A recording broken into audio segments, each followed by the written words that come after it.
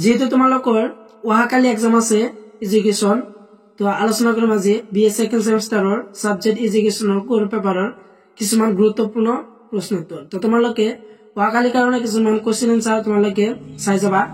তো তোমালোকৰ এডুকেশ্যনৰ ইউনিট 3 কিছুমান গুৰুত্বপূৰ্ণ কোৱেশ্চন এনসাৰ লৈ আছে, তোমালোকে গুৰুত্বপূৰ্ণ কোৱেশ্চন এনসাৰ তোমালোকে চাই লোৱা।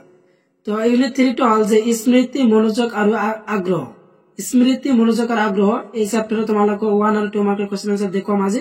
তো তোমালোকে কোৱেশ্চন আৰু এনসাৰকে তোমালোকে চাই লোৱা। তো তোমালোকে ফাৰ্স্ট কোৱেশ্চনটো চাই যাবা যে কোৱেশ্চন নম্বৰ 1 যে স্মৃতিৰ দুটা বৈশিষ্ট্য লিখা। ভেৰি ভেৰি ইম্পৰ্টেন্ট কোৱেশ্চনটো। আৰু তোমালোকে এনসাৰকে তোমালোকক দি আছো, তো তোমালোকে এনসাৰকে তোমালোকে চাই ল'বা মডেলৰ পৰা, নহলে মোবাইলৰ পৰা চাই ল'বা কেমনে দি আছো। আৰু নেক্সট প্ৰশ্নটো চাই যাবা যে উত্তম বা ভাল স্মৃতিৰ দুটা লক্ষ্য উল্লেখ কৰা। ভেৰি ভেৰি ইম্পৰ্টেন্ট কোৱেশ্চনটো এইটো। যে প্ৰশ্ন নম্বৰ 3 যে উত্তম বা ভাল স্মৃতিৰ দুটা লক্ষণ উল্লেখ কৰা। এক্সামৰ কাৰণে, কালি এক্সামৰ কাৰণে ভেৰি ভেৰি ইম্পৰ্টেন্ট এইবিলাক কোৱেশ্চন। আৰু তোমালোকে এইবিলাক কোৱেশ্চন মডেল পেজ নম্বৰ 59 পাই যাবা। আৰু নেক্সট প্ৰশ্নটো হল যে প্ৰশ্ন নম্বৰ 5 যে স্মৃতিৰ দুটা শাৰীৰিক কাৰণ লিখা। এইটো ইম্পৰ্টেন্ট হয় পৰীক্ষাৰ কাৰণে, কালিৰ পৰীক্ষাৰ কাৰণে। আৰু নেক্সট প্ৰশ্ন হল যে প্ৰশ্ন নম্বৰ 7 যে স্মৰণ আৰু প্ৰত্যক্ষ অভিজ্ঞতাৰ মাজত দুটা পাৰ্থক্য উল্লেখ কৰা। এইটো চাই যাবা। আৰু এনসাৰখিনি তোমালোকে ভালদৰে চাই লিবা। আৰু এনসাৰ ইয়াত এটা দিয়া আছে আৰু সেই বিস্তাৰিত আছে, তো সেই বিস্তাৰিত তোমালোকে চাই লোৱা। প্ৰশ্ন নম্বৰ 7 দুটা এনসাৰ দিয়া আছে, তো এটা সেই বিস্তাৰিত আছে আৰু এটা চাই লোৱা। তো 2 নম্বৰ। আৰু নেক্সট প্ৰশ্নটো চাই যাবা যে তোমালোকে প্ৰশ্ন নম্বৰ 9 যে মনোযোগৰ দুটা বৈশিষ্ট্য লিখা। ভেৰি ভেৰি ইম্পৰ্টেন্ট কোৱেশ্চনটো এইটো কালি এক্সামৰ কাৰণে, যে মনোযোগৰ দুটা বৈশিষ্ট্য লিখা। এইটো চাই যাবা। আৰু নেক্সট চাই যাবা যে প্ৰশ্ন নম্বৰ 11 যে মনোযোগৰ দুটা বিকল্পৰ নাম লিখা। এই কোৱেশ্চনটো চাই যাবা। ইয়াৰ লগত চাই যাবা যে প্ৰশ্ন নম্বৰ 12 যে আগ্ৰহৰ দুটা পৰিবেশীয় উপাদানৰ নাম লিখা। আৰু তাৰপিছত চাই যাবা যে 13 কোৱেশ্চনটো যে আগ্ৰহৰ দুটা বৈশিষ্ট্য লিখা। ভেৰি ভেৰি ইম্পৰ্টেন্ট কোৱেশ্চনটো যে আগ্ৰহৰ দুটা বৈশিষ্ট্য লিখা। তো আগ্ৰহৰ দুটা বৈশিষ্ট্য তোমালোকে চাই লোৱা কেমন দি আছো। আৰু নেক্সট খিনি তোমালোকে চাই থকা প্ৰশ্নটোৰ আৰু আছে। আজিৰ ভিডিঅ'ৰ অত্যন্ত গুৰুত্বপূৰ্ণ কোৱেশ্চনটো হল যে প্ৰশ্ন নম্বৰ 5 যে স্মৃতিৰ সংজ্ঞা দিয়া। তো স্মৃতিৰ সংজ্ঞাখিনি তোমালোকে চাই লোৱা। আৰু তোমালোকে কোনোবাই যদি মোৰ চেনেল নতুন আহিছে, তো চেনেলটো সাবস্ক্ৰাইব কৰি থবা আৰু ভিডিঅ'টো এটা লাইক কৰি দিবা। তো নেক্সট প্ৰশ্নটো হল যে প্ৰশ্ন নম্বৰ 16 যে স্মৃতিৰ উপাদান কেইটা উল্লেখ কৰা। এইটো চাই যাবা। ভেৰি ভেৰি ইম্পৰ্টেন্ট কোৱেশ্চন বিলাক, গোটেইবিলাক কোৱেশ্চন অহাকালি এক্সামৰ কাৰণে ভেৰি ইম্পৰ্টেন্ট, এইবিলাক চাই যাবা। আৰু নেক্সট প্ৰশ্ন হল যে 17টো চাই যাবা স্মৃতিৰ প্ৰথমটো উপাদান কি। তো ইয়াৰ আনসাৰ খিনি তোমালোকে চাই লোৱা কেমৰা যেহেতু দি আছো। তো এই তিনিটা ভেৰি ভেৰি ইম্পৰ্টেন্ট কোৱেশ্চন।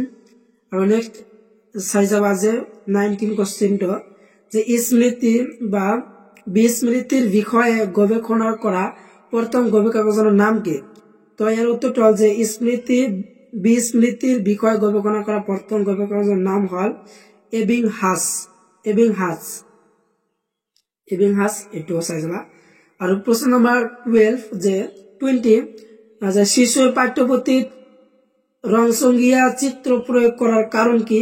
এই কোৱেশ্চন বিলাক তোমালোকে 1 মাৰ্কৰ হয়, তো এইটো চাই যাবা। আৰু ইয়াৰ আগত আলোচনা 2 মাৰ্কৰ যে শিশুৰ পাঠ্যত ৰংচঙীয়া চিত্ৰ প্ৰয়োগ কাৰণ কি। এইটো চাই যাবা। এনসাৰ তোমালোকে চাই লোৱা। আৰু নেক্সট প্ৰশ্নটো চাই যাবা যে প্ৰশ্ন নম্বৰ 28 যে বিস্মৃতিৰ সংজ্ঞা দিয়া। এইটো ভেৰি ভেৰি ইম্পৰ্টেন্ট কোৱেশ্চন। বিস্মৃতিৰ সংজ্ঞা দিয়া যদি আহে এক্সামত, যে বিস্মৃতিৰ সংজ্ঞা লিখা। তো এইখিনি তোমালোকে এনসাৰ তোমালোকে চাই লিখি দিবা। তো তোমালোকে সম্পূৰ্ণ লিখি দিলে হ'ল।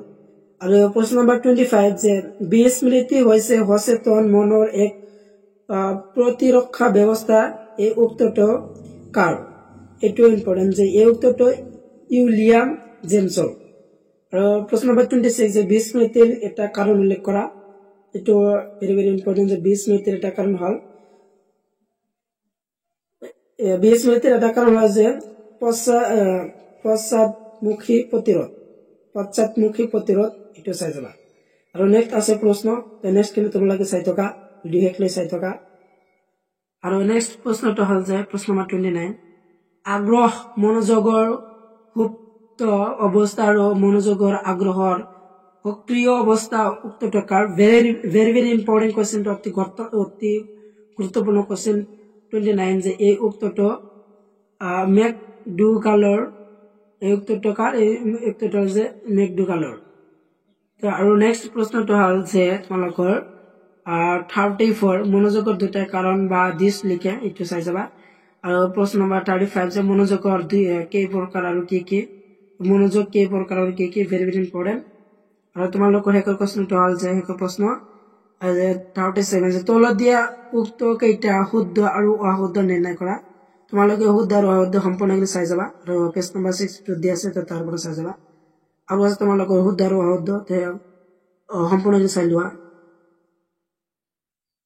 এসে তোমালোকৰ শুদ্ধ আৰু অশুদ্ধ প্ৰশ্নোত্তৰ তো অশুদ্ধ আৰু শুদ্ধ প্ৰশ্ন চাই লোৱা আৰু নেক্সট প্ৰশ্নটো চাই যাবা যে এৰ লগত চাই যাবা 38 প্ৰশ্ন যে খালি ঠাই পূৰণ কৰা তো খালি ঠাই পূৰণ কৰা ইয়াত বহু কেইটা কোশ্চেন দিয়া আছে তো ইয়াৰ পৰা তোমালোকে সম্পূৰ্ণখিনি তোমালোকে চাই যাবা পৰীক্ষাৰ কাৰণে ভেৰি ভেৰি ইম্পৰ্টেন্ট তোমালোকে গোটেইবিলাক তোমালোকে চাই যাবা তো সম্পূৰ্ণ ভিডিও চাই থাকিব তোমালোকে ধন্যবাদ